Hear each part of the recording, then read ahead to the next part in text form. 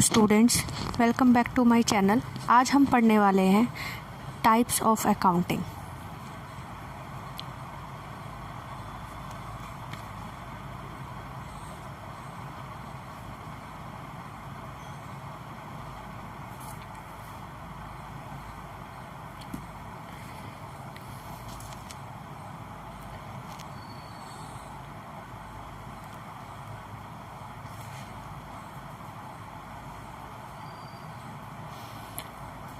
First type of accounting है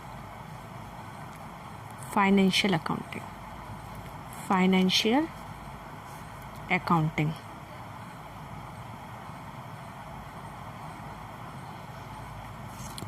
second type of accounting is cost accounting.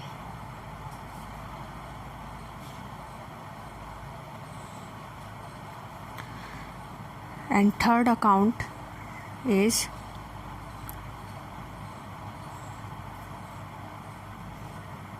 management accounting.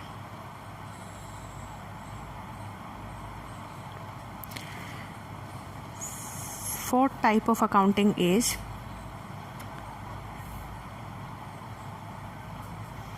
tax accounting.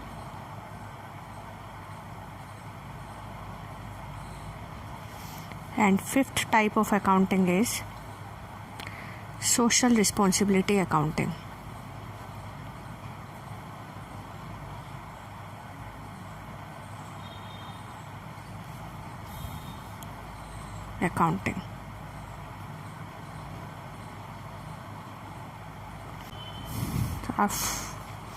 First type of accounting is financial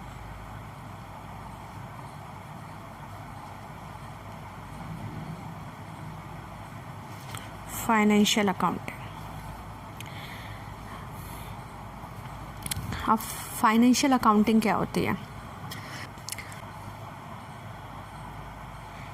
it's main objective is to present the business transactions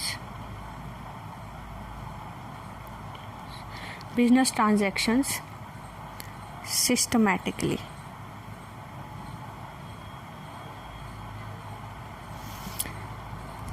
इसका काम क्या होता है कि जितनी भी business transactions है उनको सिस्टमेटिकली प्रेजेंट करना and to ascertain the profit or loss of business and to present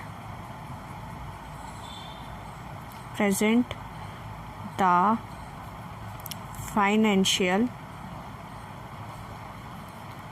position of the business. तो इसका काम क्या होता है? इसका मेन ऑब्जेक्टिव जितने भी फाइनेंशियल ट्रांजैक्शंस हैं, बिजनेस ट्रांजैक्शंस हैं, उनको सिस्टमेटिकली प्रेजेंट करना, इसके बाद profit and loss of the business को एसरटेन करना, और साथ में क्या काम होता है? फाइनेंशियल पोजीशन ऑफ बिजनेस को प्रेजेंट करना। ठीक है। अब इसके बाद हमारा नेक्स्ट आता है second type of accounting is cost accounting. Cost accounting. Main purpose of this accounting is to ascertain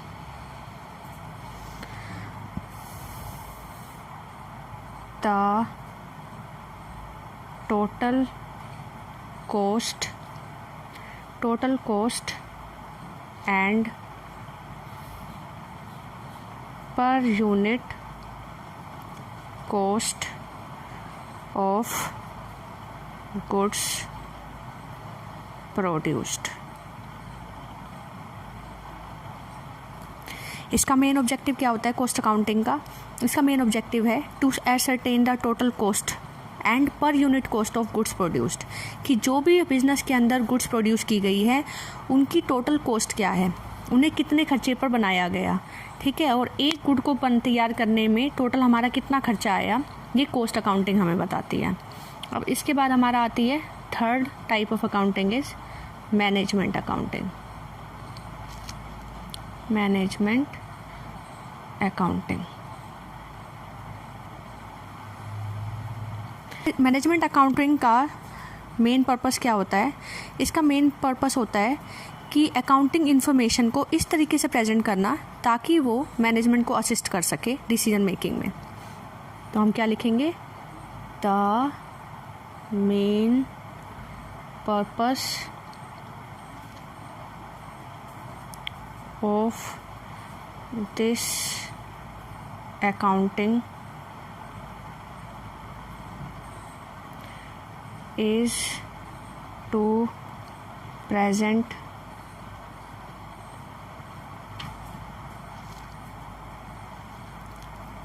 accounting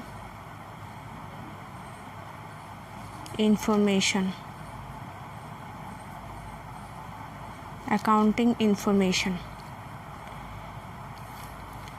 To present accounting information to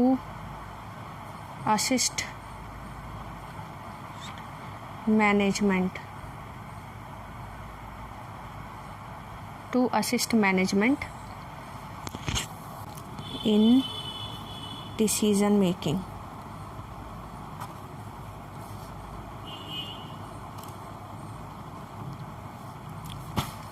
तो इसका मेन पर्पस क्या होता है? इस अकाउंटिंग का, मैनेजमेंट अकाउंटिंग का मेन पर्पस होता है कि जो भी अकाउंटिंग इन्फॉर्मेशन है उसको इस तरीके से प्रेजेंट करना ताकि वो मैनेजमेंट को डिसीजन लेने में क्या कर सके, असिस्ट कर सके।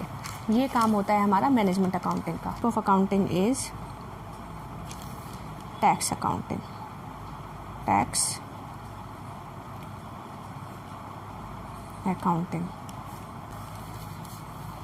this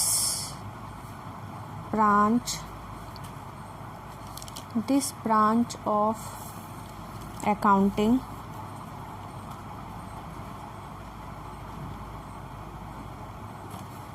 is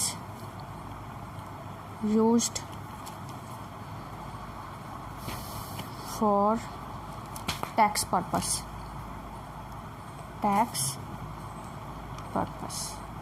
इस अकाउंटिंग का यूज़ क्या किस में होता है?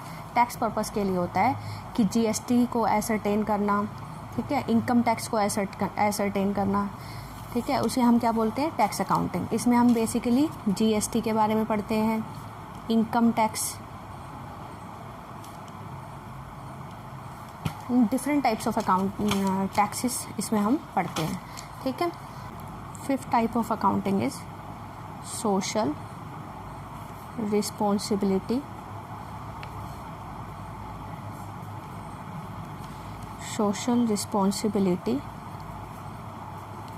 accounting। अब सोशल रिस्पॉन्सिबिलिटी अकाउंटिंग क्या होती है कि इस अकाउंटिंग के अंडर में सोसाइटी के टुवर्ड्स हमारी जो भी रिस्पॉन्सिबिलिटी बनती है उन सभी रिस्पॉन्सिबिलिटी के बारे में इस अकाउंटिंग में बात की जाती है। ये अकाउंटिंग टोटली किससे रिलेटेड है? सोसाइटी से रिलेटेड है, ठीक है, कि हमारी सोसाइटी के टुवर्ड्स क्या रिस्पॉन्सिबिलिटीज़ हैं, उन रिस्पॉन्सिबिलिटीज़ को पूरा करना, जैसे कि एम्प्लॉयमेंट जनरेशन, कि हमने सोसाइटी के लिए कौन कौन से काम किए, एम्प्लॉयमेंट जनरेशन, ठीक है। इसके बाद environmental contribution,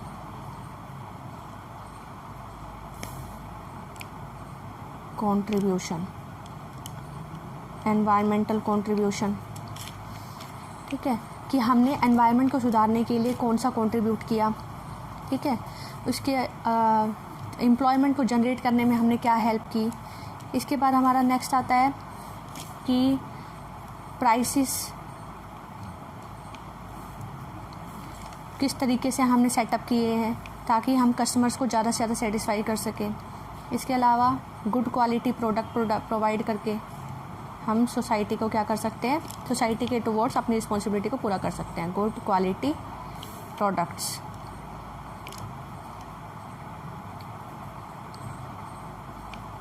good quality products.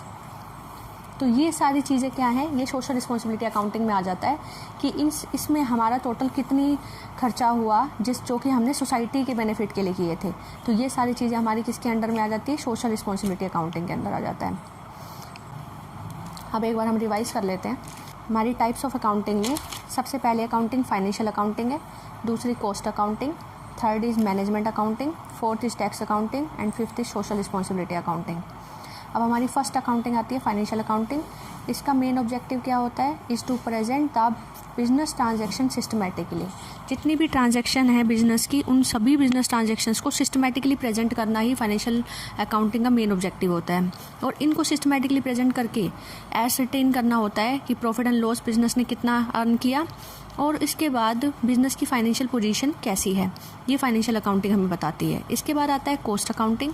Cost accounting का मेन पर्पस होता है कॉस्ट को एसर्टेन करना कि किसी भी प्रोडक्ट को जो हम मैन्युफैक्चर कर रहे हैं उसकी पर यूनिट कॉस्ट क्या है या टोटल कॉस्ट क्या है, इसको एसर्टेन करने के लिए हमारी कॉस्ट अकाउंटिंग हेल्प करती है।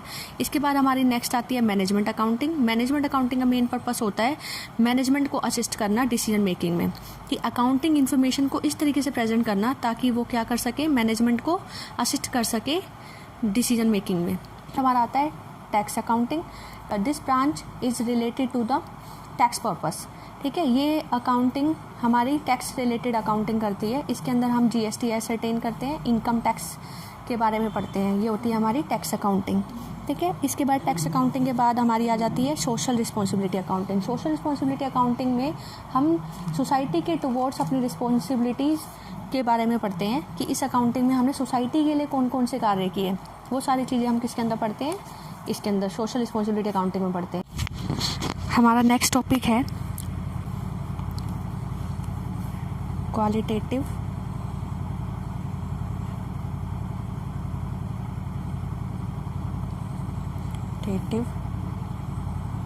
Characteristics, qualitative characteristics of accounting. Accounting की क्वालिटेटिव कैरेक्टरिस्टिक्स क्या क्या होती हैं। तो सबसे पहला point reliability.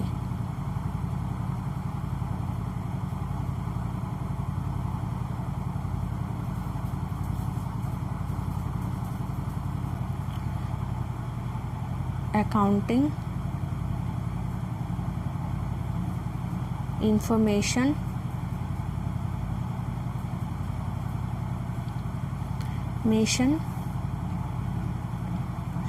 Should be reliable, ठीक है, जिस पर क्या किया जा सके, विश्वास किया जाए। अकाउंटिंग की जो भी इंफॉर्मेशन होती है वो कैसी होनी चाहिए, वो रिलायबल होनी चाहिए।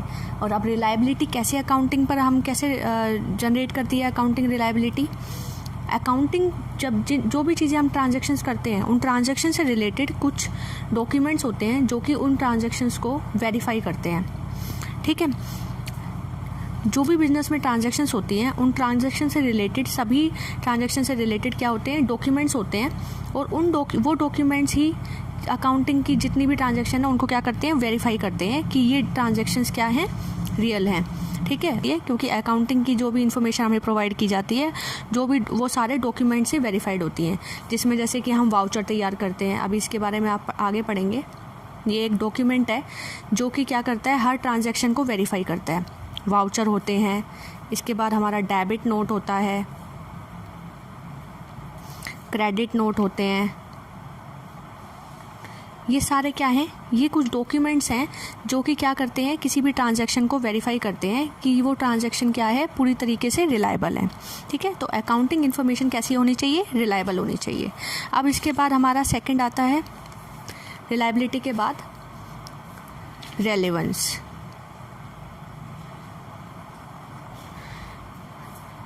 रेलेवेंस से हम क्या समझते हैं कि जिस ऑब्जेक्टिव के लिए अकाउंटिंग तैयार की गई है उस ऑब्जेक्टिव को पूरा करने वाली होनी चाहिए। ठीक है, तो हम इसको सिंपली बोल सकते हैं unnecessary and irrelevant, unnecessary and irrelevant informations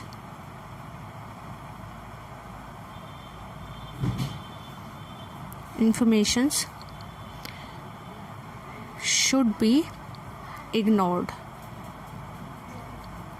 जितनी भी जो इंफॉर्मेशंस हमारी अननेसेसरी है और अकाउंटिंग के लिए ज़रूरी नहीं है और इररेलेवेंट है, उस इन्फॉर्मेशन को क्या किया जाना चाहिए, इग्नोर किया जाना चाहिए।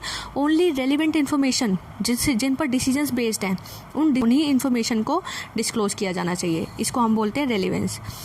ठीक है, अब इसके बाद हमारा आता है थर्ड पॉइंट, अंडरस्टैंडेबिलिटी।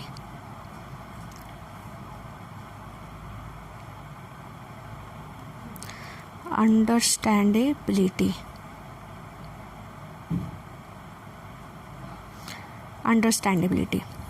अब अंडरस्टैंडेबिलिटी पॉइंट से हम क्या समझते हैं कि जो भी अकाउंटिंग इन्फॉर्मेशन है वो टोटली क्या होनी चाहिए, अंडरस्टैंडेबल होनी चाहिए, यानी इजी लैंग्वेज में होनी चाहिए।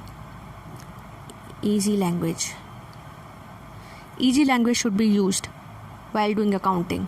मीन्स अकाउंटिंग करते हुए जो भी लैंग्वेज आप यूज़ कर रहे हो वो कैसी होनी चाहिए, इजी लैंग्वेज होनी चाहिए, ताकि एक सिंपल और लेमन पर्सन भी उसको क्या कर सके, समझ सके।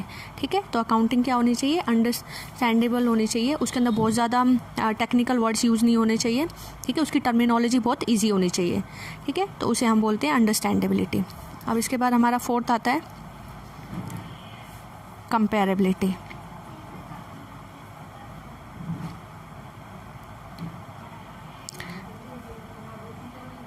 कंपेरेबिलिटी हम क्या बोलते हैं, कंपेरेबिलिटी में क्या है कि अकाउंटिंग इन्फॉर्मेशन में क्या होना चाहिए, डिफरेंट जैसे कि मैंने पहले भी बताया था कि अकाउंटिंग इन्फॉर्मेशन क्या करती है, एक बिज़नेस की पोजीशन को अलग अलग ईयर में बताती है कि 2020 में हमारी कंपनी की ग्रोथ रेट क्या थी, 2021 में हमारी कंपनी की ग्रोथ रेट क्या थी।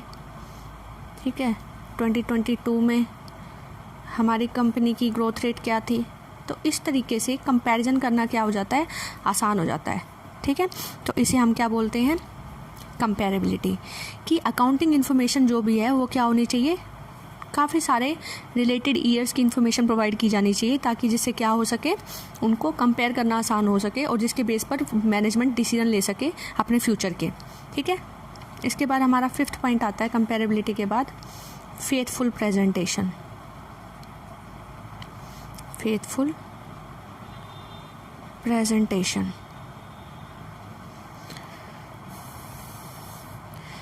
प्रेजेंटेशन में क्या है कि अकाउंटिंग को जो भी इंफॉर्मेशन वो प्रेजेंट कर रही है वो इंफॉर्मेशन टोटली क्या होनी चाहिए, रियल होनी चाहिए, उसमें कुछ भी फेक नहीं होना चाहिए और सारी जो भी चीज़ें इंफॉर्मेशन है वो पूरी तरीके से फेयर होनी चाहिए।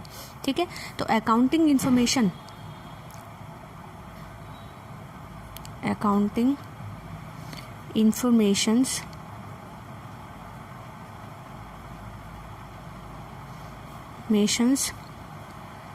provided by financial statements, जो भी financial statement in accounting information provide कर रही हैं वो टोटली क्या होनी चाहिए, should be fair and realistic. सारी इन्फॉर्मेशन रियलिस्टिक होनी चाहिए, कोई भी इन्फॉर्मेशन फेक नहीं होनी चाहिए। ठीक है, इसको हम क्या बोलते हैं, फेथफुल प्रेजेंटेशन, यानी अकाउंटिंग को सारी इन्फॉर्मेशन को क्या करना चाहिए, फेथफुली प्रेजेंट करना चाहिए।